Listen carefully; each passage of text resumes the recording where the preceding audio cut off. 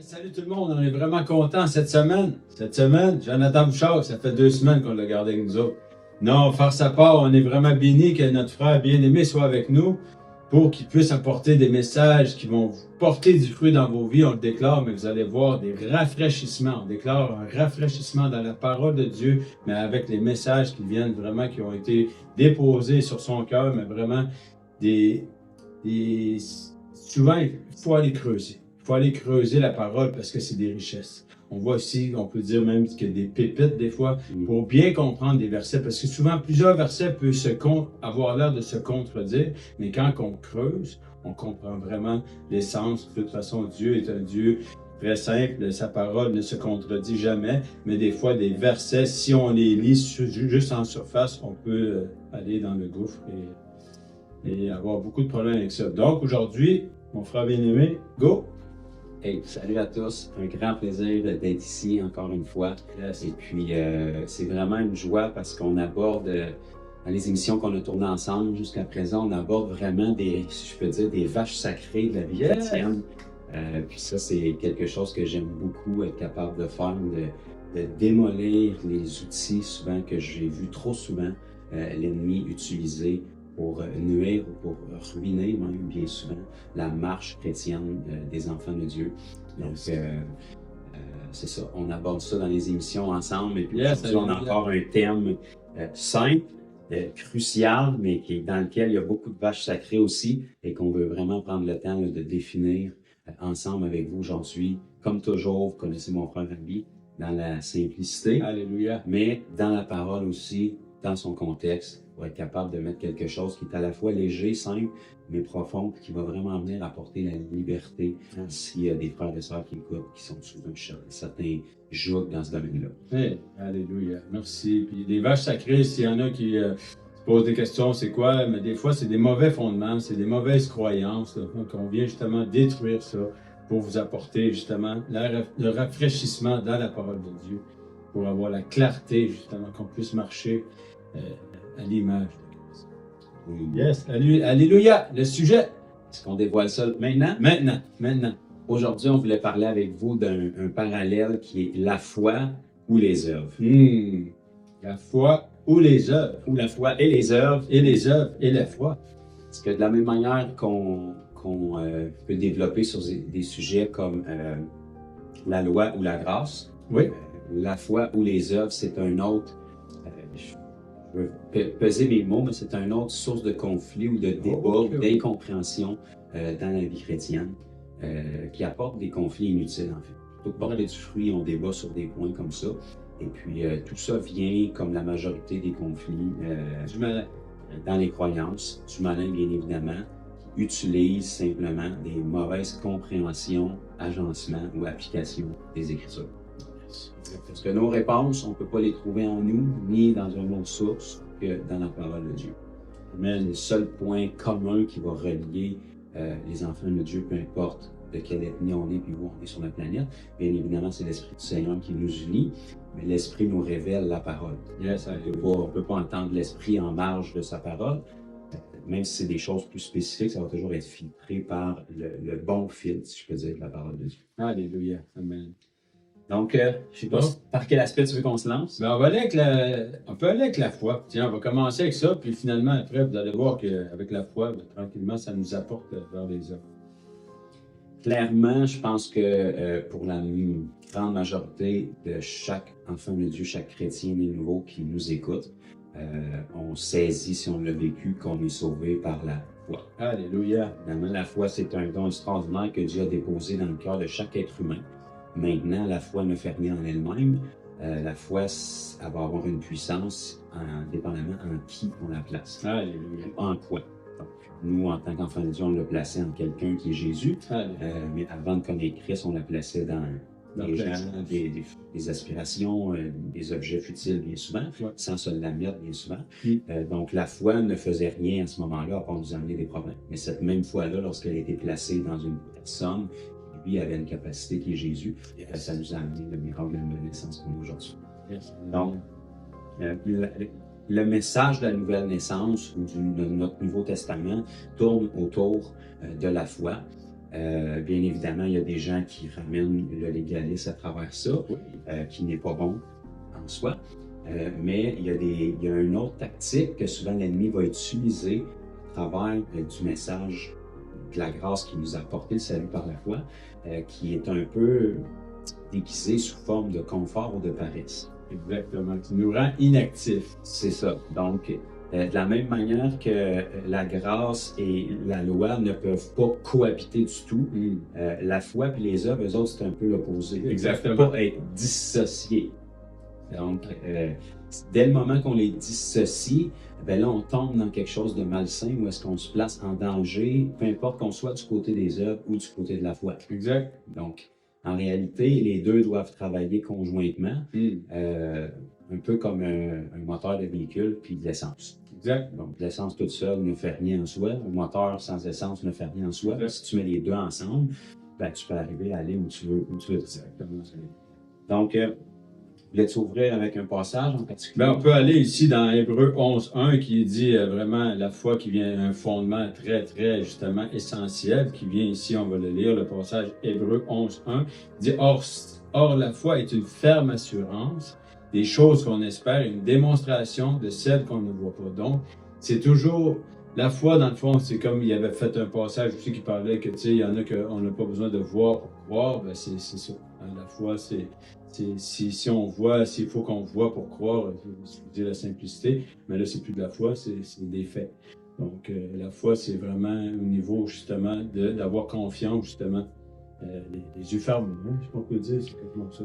Ben, pour croire que Jésus peut nous sauver, alors qu'aucun de nous, ainsi que vous, auditeurs, n'étiez là au moment de sa mort et de sa résurrection, ça demande de la foi. Donc, il faut croire dans un événement qui est réellement arrivé. Yes.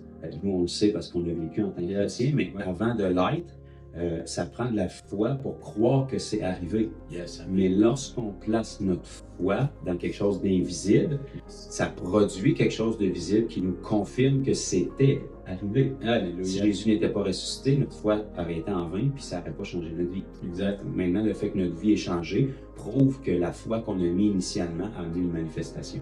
C'est ce que tu viens de dire. Exact. Donc, c'est ça. Ben, tu sais, il y a un autre passage aussi, puis je sais que tu voulais aller par là. Je vais le lire, puis après, je vais te laisser poursuivre, parce que c'est un passage souvent qu'on le lit, mais je vais le lire au complet. Je vais prendre le temps de le lire au complet. C'est très important, parce que ça va nous apporter un peu plus tard là, dans les œuvres, mais tu sais, la foi, dans le fond, c'est le fondement, puis c'est la foi en Jésus, dans le fond, qui nous a sauvés, puis ça, c'est indéniable. La foi, c'est en Jésus. Ben, on va aller dans Éphésiens 2, 8 à 10. Je vais lire le verset 10 à la fin.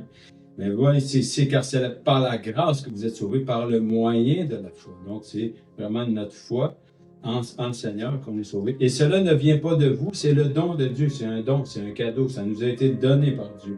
Donc, c'est vraiment...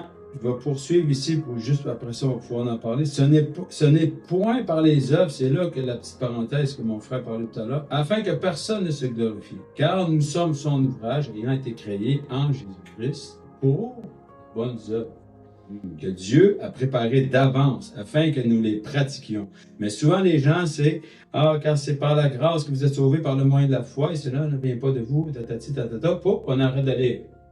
Malheureusement, il faut lire le passage en son entier. Donc, souvent, c'est ça le gouffre qui peut amener des discussions. Puis, je vais te laisser poursuivre avec ça, mon frère. Ça nous laisse sous-entendre par l'intégralité de ce que tu viens de dire qu'il y a une responsabilité, qu'il y a un résultat qui vient à cette foi-là qu'on a appliquée en Jésus. Donc, en réalité, le but de la foi initiale était pour nous faire expérimenter quelque chose qui nous rendrait aptes à enfin pouvoir faire les œuvres que le Seigneur en réserve pour nous. Donc, sans que la foi opère pour nous changer, on ne peut pas accomplir les œuvres que le Seigneur a pour nous. Donc, le Seigneur a des œuvres qui veut qu'elles soient accomplies, il a décidé qu'elles soient accomplies par nous, mais on est dans une totale incapacité de le faire tant qu'on est sans Christ. Yes. Donc, premièrement, il fallait qu'il nous donne un moyen légal de nous donner Christ pour nous régénérer. Ça, c'est par la foi qu'on y arrive. Yes. Et une fois qu'on l'a été, là, on a une capacité d'accomplir quelque chose. Mais si on l'est et on n'accomplit pas ce pourquoi on l'a été, et là, on passe complètement à côté du but initial, pourquoi Dieu a octroyé la foi pour qu'on l'utilise en Jésus. Donc, je veux juste... il y a comme des parallèles et des contradictions souvent qu'on peut voir dans ces domaines-là par des versets bibliques qui sont clairs.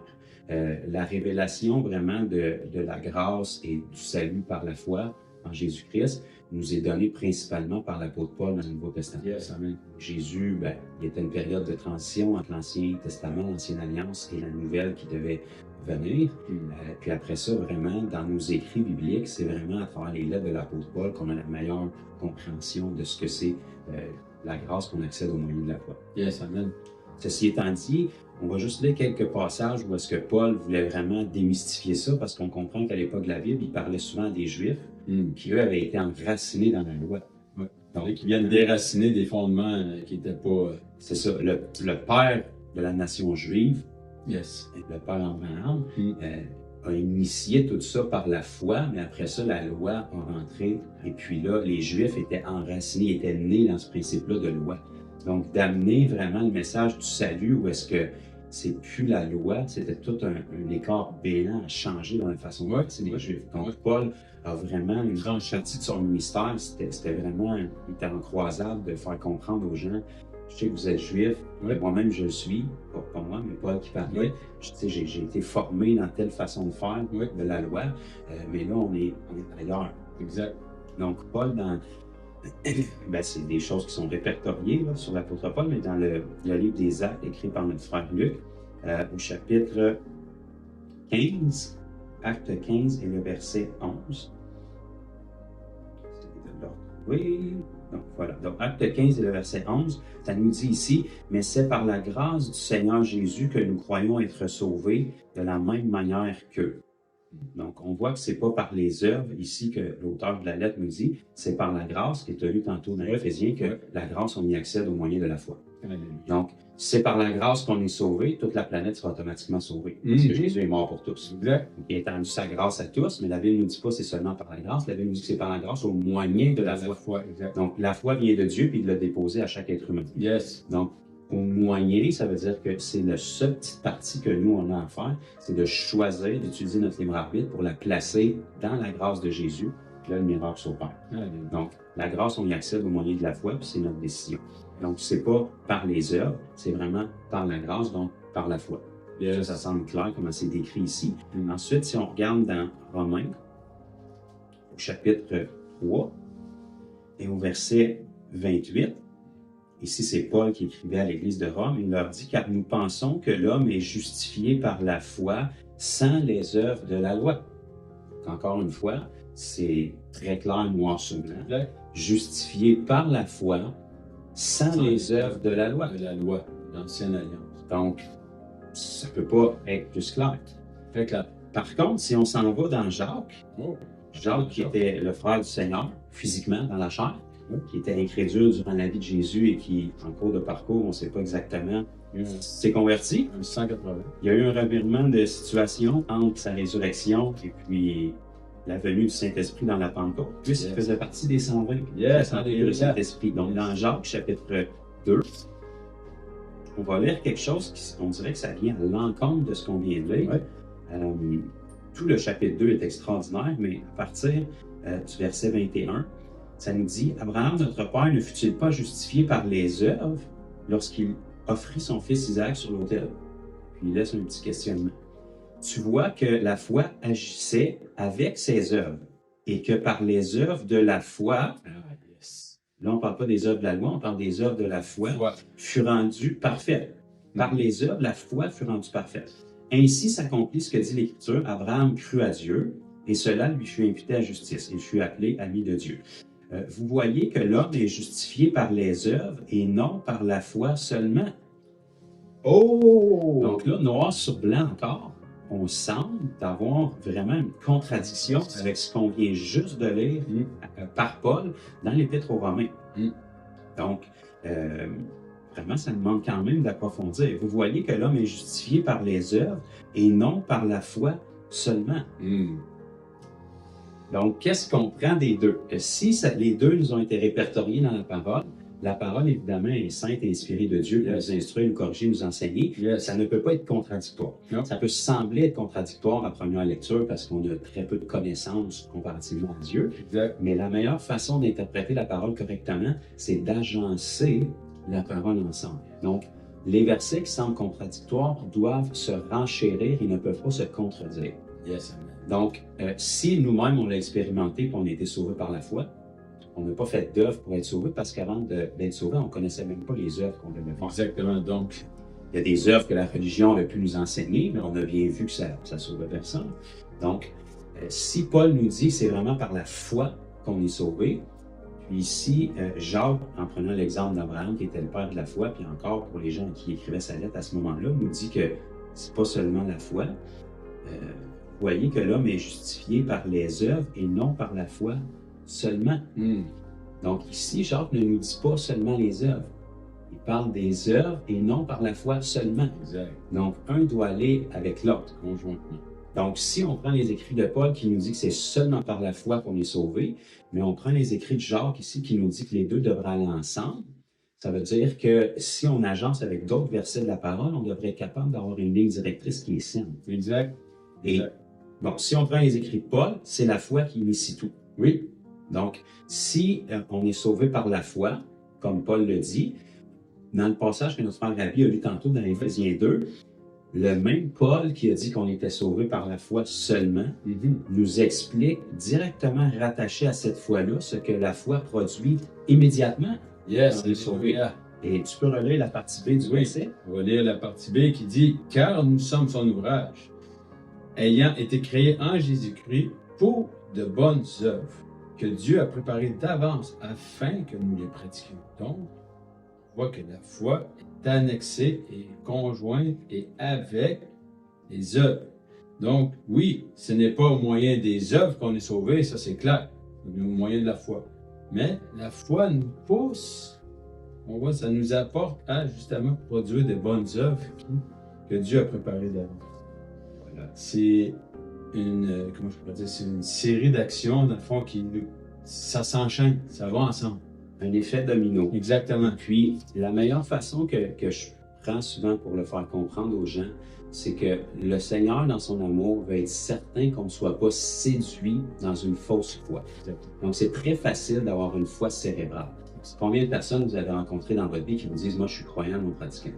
En réalité, c'est une croyance simplement dans leur part. Exact. Ça n'a jamais changé leur vie. Donc, le Seigneur, en tant que bon père pour ses enfants, pour être certain qu'on ne soit pas séduit à dire qu'on croit ou à penser qu'on croit, qu'en réalité, notre foi soit morte, il nous donne des indices révélateurs qu'on puisse examiner nos vies, qu'on puisse valider. La foi, c'est une substance qui est invisible. Exact. Donc, on peut facilement être séduit à penser qu'elle est là, quand en réalité, ça fait longtemps qu'elle l'est plus. Exact. Donc, un des moyens concrets que le Seigneur nous donne, qu'on soit capable de toujours valider que notre foi, elle est bien présente, puis que c'est pas une foi intellectuelle puis une foi morte qui sauve. Non. C'est une foi active. Foi active.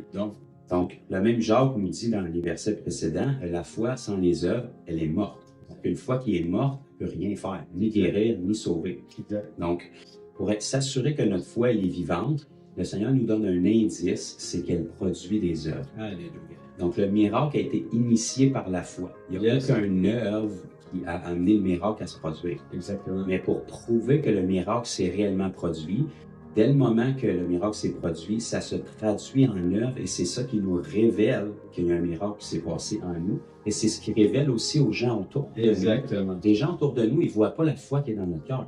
Ils voient les On peut œuvres. le dire, mais c'est invisible. Exact. Donc, cette foi-là n'est bénéfique pour personne, Non. ni nous, ni les autres, tant qu'elle ne se manifestera pas en œuvre. Yes. Donc, lorsqu'on examine les œuvres dans notre vie, si les œuvres sont à l'image de ce que la parole nous enseigne, ça nous révèle constamment que notre foi est vivante. Yes. Dès le moment où on examine notre vie puis on voit que les œuvres ne sont pas là, ça devrait être un questionnement de se dire où est-ce que j'ai fait fausse route dans ma foi?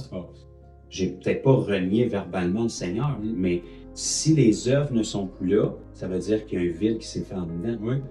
Donc, c'est tout le temps le paramètre qui est capable de nous révéler à nous que notre foi est toujours vivante, parce que dès le moment qu'il n'y a plus d'œuvre, il faut réaliser que notre foi là, est en train de s'éteindre. De s'éteindre, exactement. Puis tu sais, c'est la foi agissante, justement, c'est ça. ça porte du fruit, on le voit, c'est visible, comme tu disais tantôt, la foi est visible, mais dans nos actions, dans les gens qu'on côtoie, les gens qui nous connaissaient d'avant, ils voient qu'il y a un changement. Donc ça, c'est encore plus visible, c'est encore plus de poids de démontrer les fruits justement dans les œuvres, mais c'est pas pour se glorifier comme qui est bien écrit, mais que ça parle plus fort que juste blablabla. Tes actions vont démontrer ta foi que tu as mis en œuvre. Donc, les changements qui ont été réalisés dans ta vie grâce au Seigneur Jésus-Christ, même que tu parles que ça peut être un baromètre pour savoir si on est en déclin ou des fois on est juste un petit down. C'est quoi? C'est dans Apocalypse qui dit retourne en arrière, regarde là où tu es. Reviens à tes premiers amours, là où tu es tombé, repratique tes premiers amours. Donc, c'est toujours encore là de revenir. C'est un encouragement. Pourquoi il parlerait des œuvres comme ça lorsque si on n'a pas la révélation, si on n'a pas la foi qu'on a été régénéré en Jésus, dans le fond, on ne sera pas poussé à faire des choses comme ça. Ça va peut-être durer un temps. Ça va être des œuvres humaines. Des œuvres humaines, ça va peut-être durer un temps, ça ne perdurera pas dans le temps. Donc, on voit très bien que Jésus, d'ailleurs, dans ses 7 lettres, ou ses lettres aux 7 églises de l'Apocalypse, à chacune d'entre elles, il va leur dire « Je connais pas ta foi, je connais tes œuvres. » Exactement. Mais en réalité, qu'est-ce qu'il est en train de dire quand il dit « Je connais tes œuvres », il est en train de leur dire « Je connais ta foi. » Yes, parce que ce que nous, on appelle les œuvres, et ce que la Bible décrit comme les œuvres, en réalité, l'essence même du mot, c'est pas des œuvres, c'est ta foi visible. Exactement. Yes. Donc, si je regarde à tes œuvres puis je ne vois pas d'œuvre, en réalité, je ne vois pas aucune foi. Ça veut dire que si la manifestation de la foi extérieure n'est pas là, ça veut dire qu'il y a une absence de foi intérieure. Donc, j'aimerais lire quelques autres passages j'insiste là-dessus. Dans Galates. Yes. Dans Galates, chapitre 5. C'est 6. Je ne sais pas si ça faisait partie de ce que tu avais noté. Oui. On va y parler plus vite que... Non, je vais juste se préparer. Galates, chapitre 5 et le verset 6. Yes. Ça nous dit « Car en Jésus-Christ, ni la circoncision ni l'incirconcision n'a de valeur, mais la foi qui est agissante par la charité. » Donc, la Bible, à chaque fois qu'elle nous parle de foi, vous allez voir, c'est toujours relié à des œuvres ou à quelque chose d'agissant. Une foi agissante, parce qu'une foi qui n'agit pas, elle est invisible pour tous. Morte. Elle est même invisible pour le ciel. Donc, si tu as une foi qui n'agit pas, la seule personne qui est convaincue qu'il y a la foi, c'est toi. Le ciel ne voit aucune foi, puis les gens autour de nous ne voient aucune foi non plus. Exact. Il y a quelque chose aussi de vraiment bon dans Tite. Et la charité, c'est démontré par la foi agissante par notre amour. Tu sais, la charité, c'est comparé toujours à l'amour. Donc, ça peut vous aider aussi. Yes. Dans Tite? Oui, yes. C'est un petit livre. Vas-tu réussir à le trouver? Voilà. Dans Tite, chapitre 2, à partir du verset 11, ça nous dit « Car la grâce de Dieu, source de salut pour tous les hommes, a été manifestée. Cette grâce-là, auquel on a accédé par la foi, elle nous enseigne à renoncer à l'impiété, aux convoitises mondaines, à vivre dans le siècle présent selon la sagesse, la justice et la piété, en attendant la bienheureuse espérance et la manifestation de la gloire du grand Dieu et de notre Sauveur Jésus-Christ, qui s'est donné lui-même pour nous, afin, premièrement, de nous racheter de toute iniquité. » Donc ça, c'est des choses auxquelles on accède par la foi. Par la foi. On accède au rachat de toute iniquité. Yes, amen. Il l'a fait pour ça. De se faire un peuple qui lui appartient. Il l'a fait pour ça aussi. On accède à ça par la foi. Purifier. C'est offert pour nous purifier aussi. On accède à ça par la foi. Et zéler pour les bonnes œuvres. Oh, yes. Donc, une fois qu'on a été racheté de nos iniquités, qu'on fait partie du peuple de Dieu, qu'on a été purifié, là, on est rendu apte à pouvoir accomplir les œuvres qu'il y a pour nous. Yes. Donc, si on est toutes les premières choses, rachetés, faisant partie du peuple de Dieu, purifiés, mais qu'on n'accomplit pas les bonnes œuvres, bien, Jésus a tout fait ça pour nous, pour rien. La raison pourquoi il l'a fait, c'était pour nous rendre aptes à pouvoir avoir des véhicules maintenant pour manifester sa personne ici-bas. Donc, souvent, les gens ont les 3 premiers points, puis après ça, zéler pour les bonnes œuvres, bien, on dirait qu'on tombe dans le légalisme. Exactement. Oh, là, fais attention, mon frère. Faisant pas trop, c'est la foi qui compte, c'est pas les œuvres. Évidemment, c'est la foi qui compte. Mais s'il n'y a pas d'œuvre, détrompe-toi, la foi n'est plus là. C'est la démonstration. Donc, c'est possible d'avoir des œuvres sans foi. Exact, Ça, c'est c'est la très vraie foi. possible, exactement. Mais c'est impossible d'avoir la foi véritable sans œuvre. Donc, Exact. le Seigneur, dans son amour, il veut qu'on garde une marche intègre, pure avec lui, qu'on ne soit pas séduit. Il nous donne ce moyen-là extraordinaire parce que la foi, c'est à l'intérieur de nous, ça ne se voit pas. On peut facilement penser qu'on a de la foi. Yes. Donc, il nous donne cette révélation-là qu'en regardant à nos œuvres, c'est pas une compétition, là, mais en regardant à nos œuvres dans notre vie, ça nous révèle toujours si la foi qu'on a en nous est active, puis Dieu peut s'en servir. Cette foi-là est agissante, autant pour nous sauver que pour les autres nécessités de notre vie. Puis la même fois, ben, ça nous encourage tout le temps quand il parle dans d'autres versets, c'est quoi? Afin d'être des témoins. Dans le fond, afin d'être des témoins. Dans le fond, donc on doit, si on reste dans l'inaction, on ne peut pas être des témoins. Si on est, le mot œuvre, on peut utiliser plein de mots, mais si on ne bouge pas, on ne peut pas être des témoins, on ne peut pas révéler Jésus en nous, on ne peut pas révéler sa gloire, on ne peut pas révéler la transformation qu'il opère en nous, on ne peut pas révéler, c'est continuellement, c'est comme ça, comme tu disais, l'effet domino. Mais tu sais, moi, À quoi bon avoir été sauvé, en fait? finalement, ça donne absolument rien. Si on n'avait pas d'œuvre avant d'être sauvé, puis on est sauvé, puis on n'a pas plus d'œuvre, mais pourquoi on a été sauvé? On reste les mêmes. Qu'est-ce que ça donne? Qu'est-ce que ça a apporté à Jésus de s'offrir pour nous si on reste les mêmes, autres qu'on attend notre ticket pour le ciel après notre mort? C'est très, très triste comme histoire. J'aime mieux bouger puis faire ça parce que j'ai la foi que rester inactif puis attendre mon ticket puis finalement j'arrive à la porte puis la porte est fermée. Donc, on accède, oui, par la foi, Oui.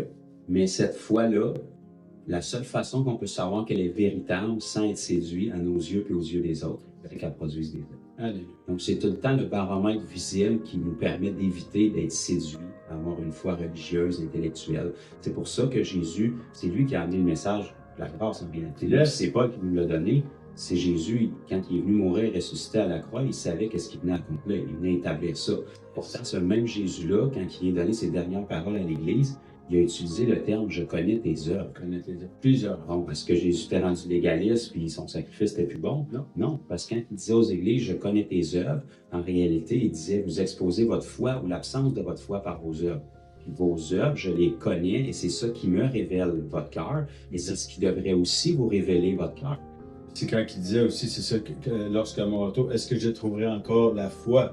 Dans le fond, donc, c'est encore la même chose. Est-ce que je trouverai encore des gens fidèles avec la foi? Donc, c'est toujours attaché, tu sais. Moi, je vois ça comme des encouragements. Je vois ça comme des encouragements. Puis comme tu as étudié un beau mot que j'aime beaucoup, là, j'ai aimé ça. Baromètre. Baromètre. Donc, des fois, oui, ça arrive des fois, mais on en remonte. Pas une question afin que personne se glorifie. C'est pas ça la question. C'est la question de voir, OK, ça va bien.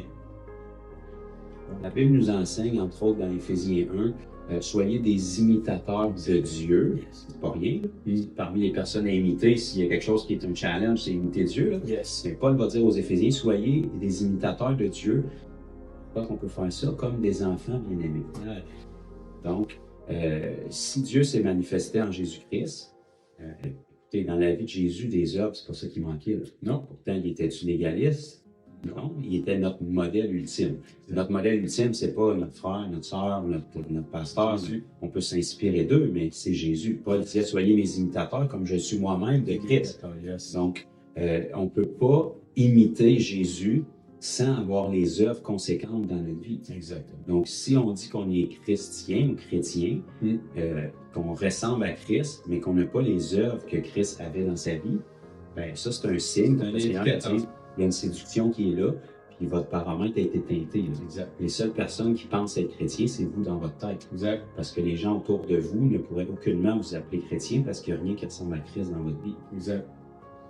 Donc, j'espère que ça a été très, très rafraîchissant pour vous. En tout cas, c'est vraiment, je pense que c'est très bien expliqué. Puis justement, souvent, c'est un encouragement. Creusez la parole. Des fois, là, si vous avez probablement des pasteurs, des personnes qui sont là, qui vous enseignent dans votre entourage, des fois, posez des questions. Les gens vont avoir, ça va leur faire plaisir de vous répondre. Des fois, à plusieurs têtes, à plusieurs cœurs, on est toutes parties du même corps, mais des fois, on est capable de creuser et de dire, OK, c'est ça.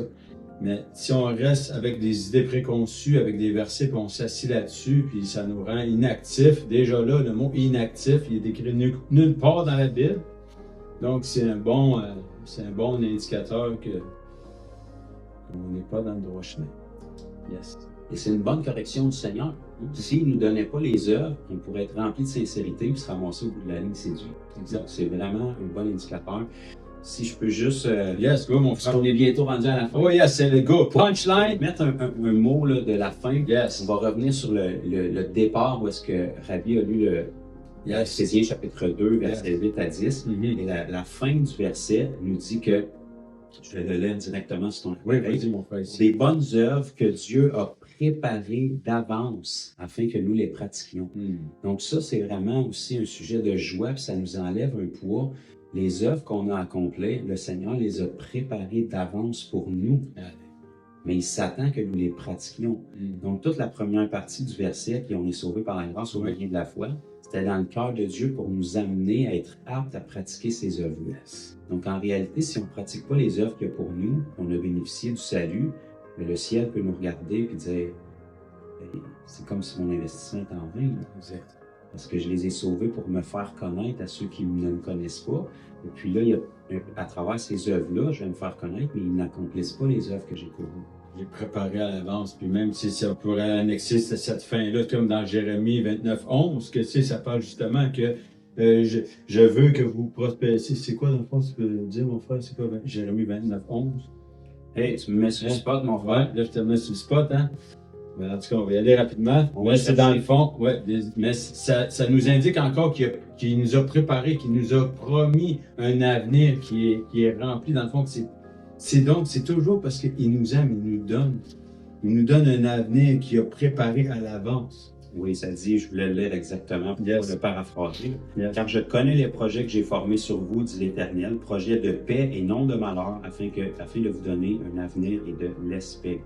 Yes. Donc, ça continue. Donc, tout est préparé à l'avance. On connaît les projets, tout est préparé à l'avance. Il n'y a rien de fait au hasard. Donc, moi, je vois ça toujours comme c'est réconfortant. Le salut qu'il nous offre, c'était juste pour nous rendre aptes à ce qu'on puisse accomplir les œuvres que vous. Yes, alléluia. C'est là qu'on trouve notre joie. C'est pour ça que Jésus a dit, ma nourriture, c'est de faire la volonté de mon Père. Et on ne pouvait pas faire la volonté de Dieu tant qu'on n'était pas premièrement racheté, sanctifié, justifié, qualifié. Une fois que c'est fait, là, on se qualifie pour être capable d'accomplir les œuvres. Yes, alléluia, yes. C'est vraiment réconfortant, rafraîchissant, plein de joie. Moi, j'aime ça. La parole de Dieu, c'est toujours... moi, ça me remplit. Elle nous donne la vie. Exact, ça donne La lettre tue, mais l'esprit nous donne la vie. Exactement. Donc, merci, mon frère bien-aimé, encore une fois, pour Désolé. ce temps précieux qu'on déclare les gens vont être bénis. Puis, prenez le temps d'écouter, prenez le temps d'aller fouiller les versets, mais on vous encourage toujours à creuser la parole. Hein? Nous, on est là, on partage les versets. Faites vos propres recherches, vous allez voir, ça va porter du fruit dans vos vies. On déclare que des belles choses vont arriver dans vos vies au nom de Jésus. Donc, on vous aime beaucoup, puis on vous souhaite de passer une belle semaine. Amen. Soyez bénis. Bye bye.